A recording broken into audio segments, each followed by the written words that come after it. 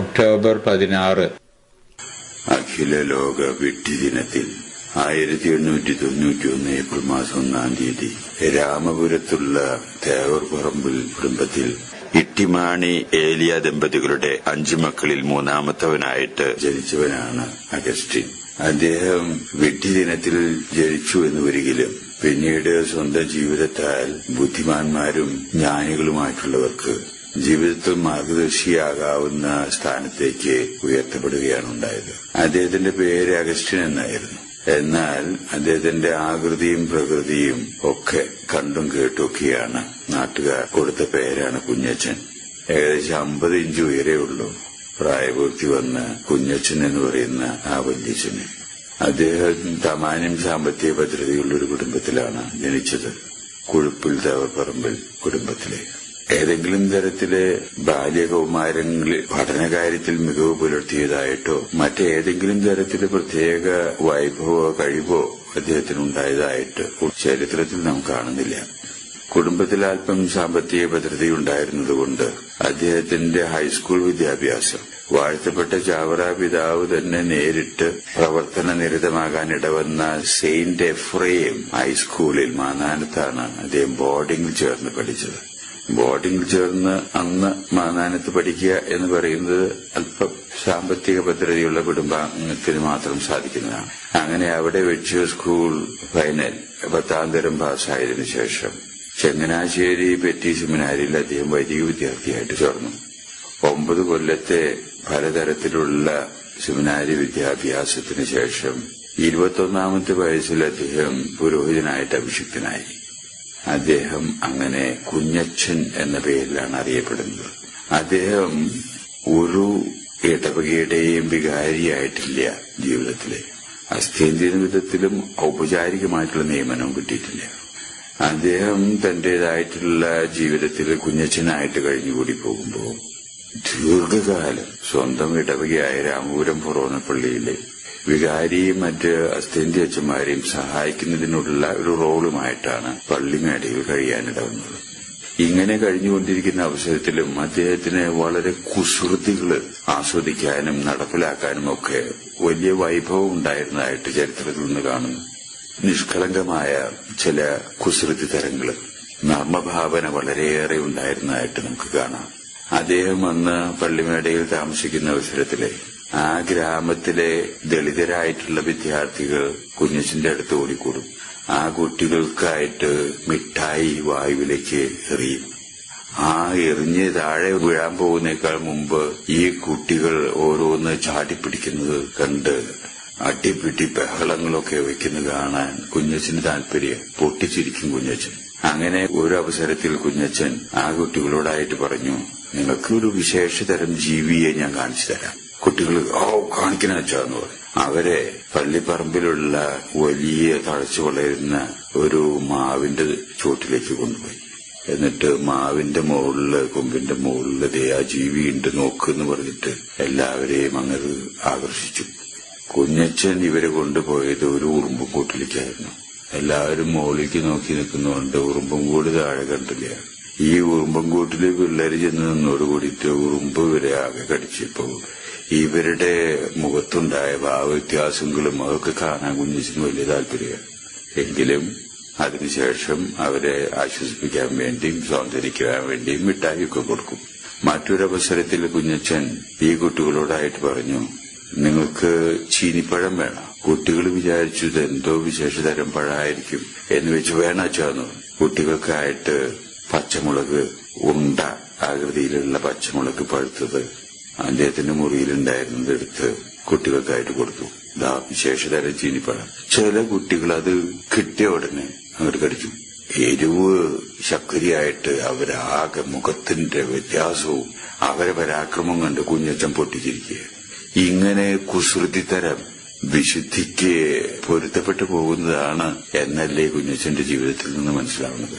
അങ്ങനെ എരിവുകൊണ്ട് ഒരു വിധത്തിലെ അസ്വസ്ഥരായ കുട്ടികൾക്ക് മുറിയിൽ പോയിട്ട് പഴവും മറ്റൊക്കെ എടുത്ത് മധുരപലഹാരങ്ങളും കൊടുത്ത് അവരെ സ്വാതന്ത്ര്യപ്പെടുത്തുന്നു.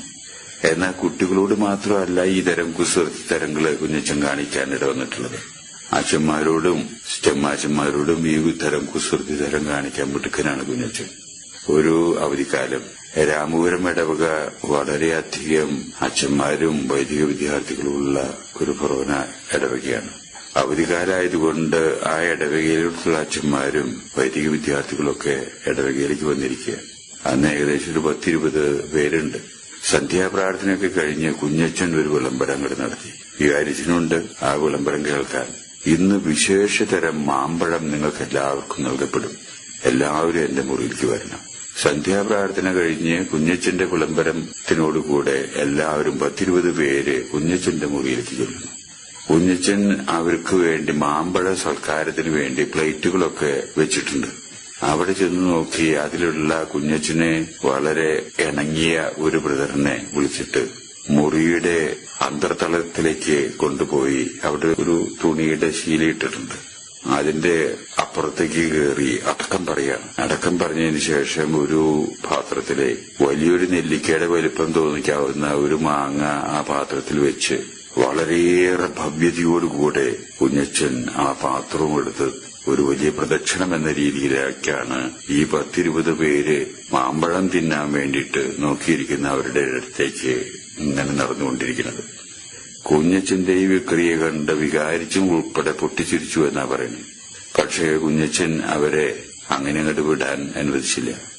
തനിക്ക് ആരൊക്കെയോ കൊണ്ടുവന്നു കൊടുത്തിട്ടുള്ള കേക്കുകളും മധുരപലഹാരങ്ങളും ഒക്കെ പോയി എടുത്ത് അവരെ സൽക്കരിച്ച് അങ്ങനെ അന്നത്തെ മാമ്പഴ സൽക്കാരം ഈ തരത്തിലാക്കി തീർത്തു എന്നും ചരിത്രത്തിൽ നമ്മൾ കാണുന്നുണ്ട്. പൊതുവെ ഒരു നർമ്മഭാവന, ഒരു കുസൃതി തരമൊക്കെ കാണിക്കാൻ കുഞ്ഞച്ചൻ മിടുക്ക് കാണിച്ചതായിട്ട് കാണുന്നു.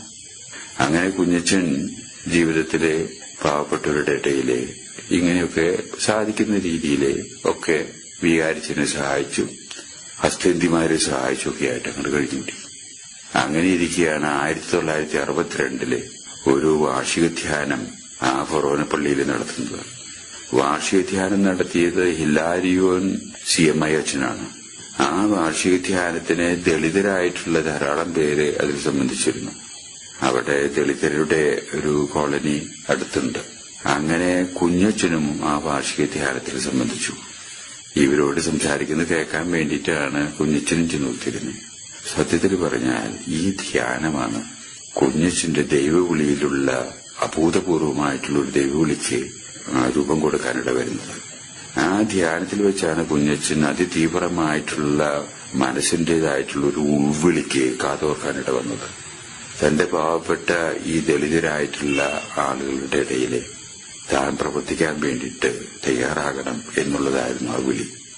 ആ വിളി സ്വീകരിച്ചുകൊണ്ട് കുഞ്ഞച്ചൻ അതോടുകൂടെ ദളിതരുടെ ഇടയിലേക്കുള്ള പ്രവർത്തനത്തിനു വേണ്ടി ഇറങ്ങുകയാണ്. അങ്ങനെ ഒരു ദിനചര്യ എന്ന വിധത്തിലായി അത്.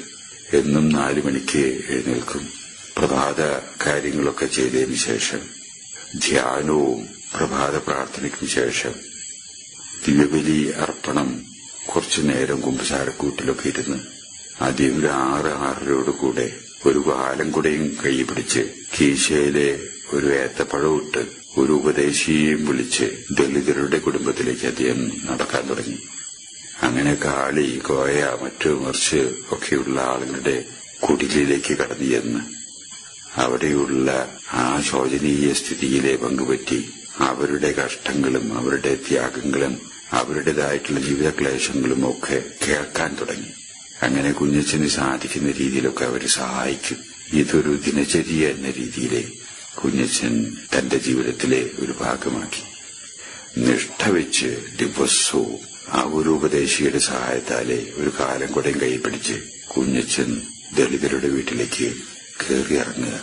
ആ കയറിയിറക്കത്തിന്റെ ഇടയിലെ പലരും ക്രിസ്തുമതം തന്നെ സ്വീകരിക്കാനിട വന്നു എന്നുള്ളതാണ് സത്യം. അതായിരുന്നു അദ്ദേഹത്തിന്റെ പ്രത്യേകമായിട്ടുള്ള പ്രേക്ഷിത ദൗത്യം. എന്നാൽ ഒരു തരത്തിലും വലിയൊരു തലക്കനോ വലിയ തരത്തിലുള്ള ഒരു അഹങ്കാരോ ഇതൊന്നും കുഞ്ഞച്ചന് അശേഷം ഉണ്ടായില്ല. വളരെ മിതത്വം, വളരെ ഒതുങ്ങിയ ജീവിതം. തന്നെ പറ്റിയിട്ട് മറ്റുള്ളവരെന്തെങ്കിലും നല്ലത് പുകഴ്ത്തി പറയുന്നത് കേട്ടാൽ ഉടനെ തന്നെ അസ്വസ്ഥനാകുന്ന ഒരു പ്രകൃതി. വളരെ ഒതുങ്ങിയ ഒരു ജീവിതം എല്ലാ അർത്ഥത്തിലും കുഞ്ഞച്ചൻ തന്നെ. അങ്ങനെ അദ്ദേഹം 1973 ഒക്ടോബർ മാസം 16-ാം തീയതി മരിക്കുന്നത് വരെ ഏതാണ്ട് ദിനംപ്രതി ദളിതരായിട്ടുള്ള മക്കൾക്ക് വേണ്ടി എല്ലാ തരത്തിലും ആത്മാർത്ഥതയോടും പ്രതിബദ്ധതയോടും കൂടെ തന്റെ ജീവിതം അർപ്പിച്ചവനാണ് കുഞ്ഞച്ചൻ. സത്യത്തിൽ പറഞ്ഞാൽ വേറെ എന്തെങ്കിലും പ്രത്യേക ഉത്തരവാദിത്വം അദ്ദേഹം നടത്തിയതായിട്ടോ, ഇടവക വൈദികനാണെങ്കിലും ഒരു ഇടവകയുടെ ജോലി അദ്ദേഹം ചെയ്തതായിട്ടോ, മറ്റെന്തെങ്കിലും ഒരു ഉത്തരവാദിത്വപൂർണമായിട്ടുള്ള ജോലി അദ്ദേഹം നിർവഹിച്ചതായിട്ടോ നമ്മൾ കാണുന്നില്ല. അദ്ദേഹം തന്റെ ജീവിതത്തിലെ ആത്മാർത്ഥതയോടുകൂടെ സത്യസന്ധമായി തന്റെ പൗരോഹിത്യ ജോലി ജീവിച്ചു. അവസാന കാലഘട്ടങ്ങളിലെ അത് കൂടുതൽ ദളിതരായിട്ട് ഒന്നു ചേർന്ന് ഇടപഴകി അദ്ദേഹം ജീവിച്ചു. ഒരു തരത്തിലും അസാധാരണത്വം അവകാശപ്പെടാവുന്ന വ്യക്തി അല്ല കുഞ്ഞച്ചൻ.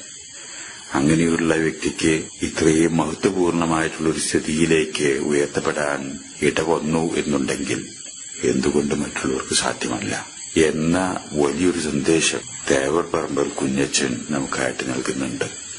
തിരുനാൾ ആഘോഷിക്കുന്ന ഇന്നേ ദിവസം നമ്മുടേതായിട്ടുള്ള ജീവിത ചുറ്റുപാടുകളിൽ ആത്മാർത്ഥതയോടുകൂടി പ്രതിബദ്ധതയോടുകൂടി നിഷ്കളങ്കമായി നമ്മുടേതായിട്ടുള്ള ജീവിതത്തിന്റെ ദൗത്യം നിർവഹിച്ചാൽ നമുക്കും നമ്മുടെ ജീവിതത്തിലെ മഹത്വം ദർശിക്കാനാകും എന്ന് ന്യായമായിട്ടും ഊഹിക്കാം.